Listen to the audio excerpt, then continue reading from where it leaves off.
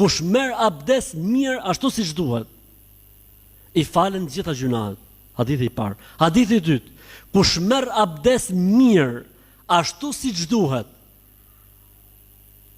dhe pastaj i fal 2 rekat namaz, i përkushtuar me zemrën dhe me fytyrën e tij, Allahu do t'ia falë të gjitha gjunahet.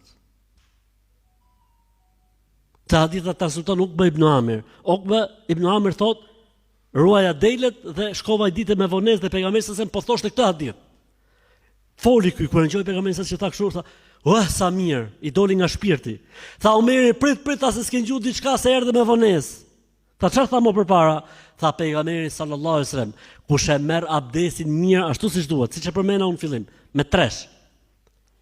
Kush e merr abdesin mirë ashtu siç duhet, dhe mas abdesit thot, ashhadu an la ilaha illa Allah, wahdahu la sharika lah, wa ashhadu anna Muhammeden abduhu wa rasuluhu, transmetimi Tirmidhiut, dhe tha, Allahumma ij'alni min at-tawwabin waj'alni min al-mutatahhirin. O Allah, më bëj mua prej atyre që pendohen vazhdimisht dhe më bëj prej atyre që janë të pastër. Do t'i hapen 8 dyert e xhenetit. 8 dyert e xhenetit. Hadithi i tretë. Pejgamberi alayhis salam tha, subhanallah. Kur e kam lexuar këtë hadith, morën qeth të mishi pasha Allahun. Tha, nëse njeriu del nga shtëpia e tij me abdes, për shku në xhami, i falen gjitha gjunahet, ndërsa ecmja dhe e falmja në xhami është plus.